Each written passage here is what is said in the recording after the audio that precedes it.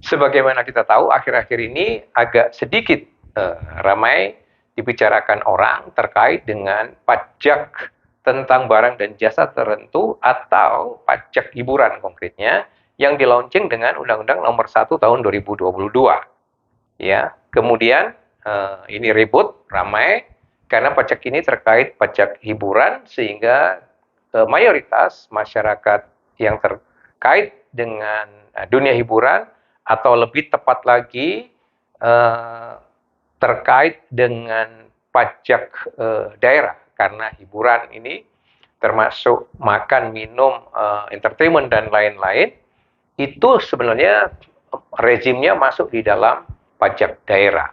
Ya, hanya perbedaannya di dalam Undang-Undang Pajak Daerah, yaitu Undang-Undang Nomor 28 Tahun 2009 itu memang tidak diatur tarif batas bawah dan batas atas. Lalu oleh Undang-Undang Nomor 1 Tahun 2022 ini diatur secara lebih tegas tarif pajak bawah dan pajak atas.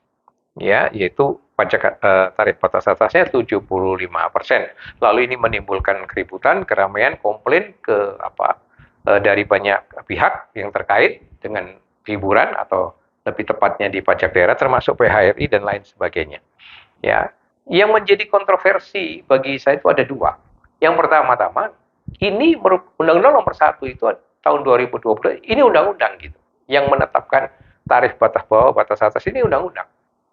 Dan pajak pendapatan daerah, pajak nomor 29 tahun 28 tahun 2009 itu itu undang-undang. Ya. Jadi ada dua undang-undang yang secara prinsip kontradiksi gitu. Di mana yang merupakan lex specialis nggak jelas, ya.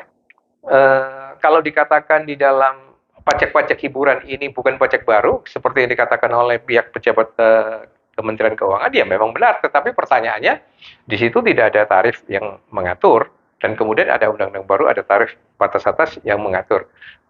Ini dua undang-undang yang bukan lex specialis dan lex superiori, tapi merupakan yang kontradiksi. Ya, undang-undang yang saling bertentangan gitu. Itu yang pertama.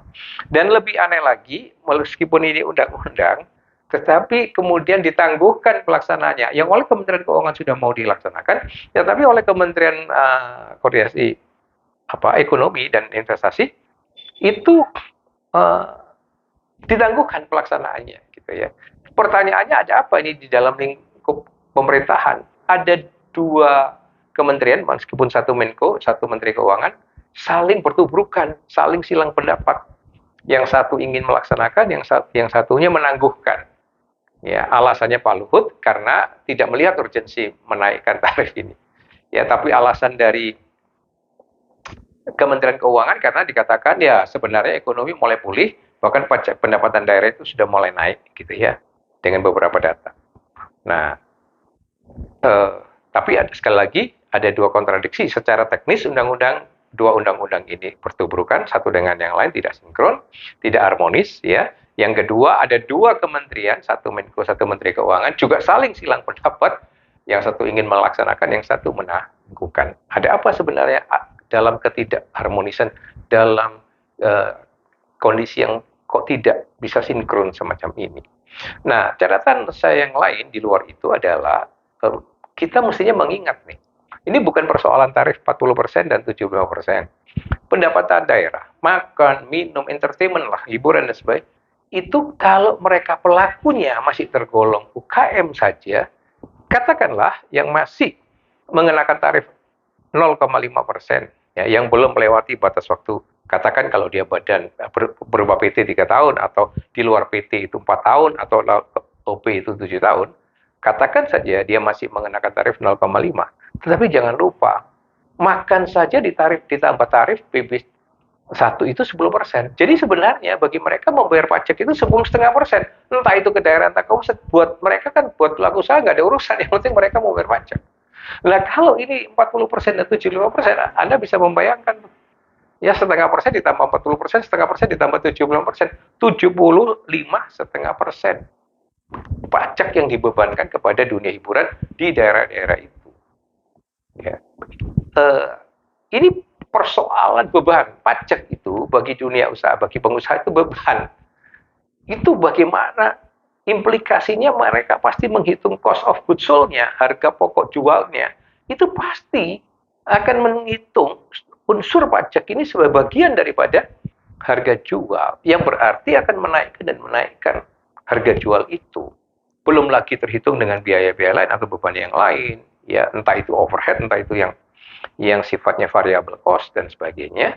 Intinya adalah pasti berdampak kepada harga jual itu jauh lebih tinggi, dan itu akan terbebankan kepada konsumen pembelinya, ya, kepada customer-nya. Dan itu berarti membebankan kembali rakyat pajak. Dengan kata lain, secara singkat, pajak akan terus-menerus membebani rakyat dengan cara yang sangat progresif tarifnya. Pertanyaannya, apakah benar rakyat yang terus dibebani pajak ini sudah memiliki gaya pikul yang memadai untuk itu? Apakah benar kondisi ekonomi dewasa ini memang sudah meningkatkan kekuatan daya beli dari masyarakat? Dan ini menjadi pertanyaan besar, saya kira, bagi kebijakan perpajakan di Indonesia.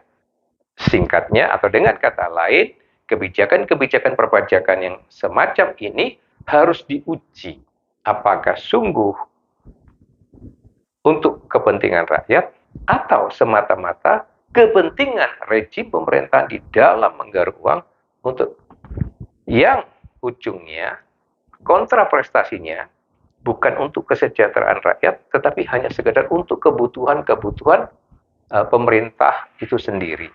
Ya, yang notabene sekarang utangnya semakin besar, pengeluaran untuk biaya-biaya pembangunan infrastruktur, ya, yang makin besar dan lain sebagainya. Jadi dengan kata lain, harus dipertanyakan kenaikan pajak yang demikian besar ini, apakah kontraprestasinya memang benar-benar untuk meningkatkan kesejahteraan rakyat atau sebaliknya hanya untuk membebani rakyat? Itu pertanyaan kami dari Perjakin.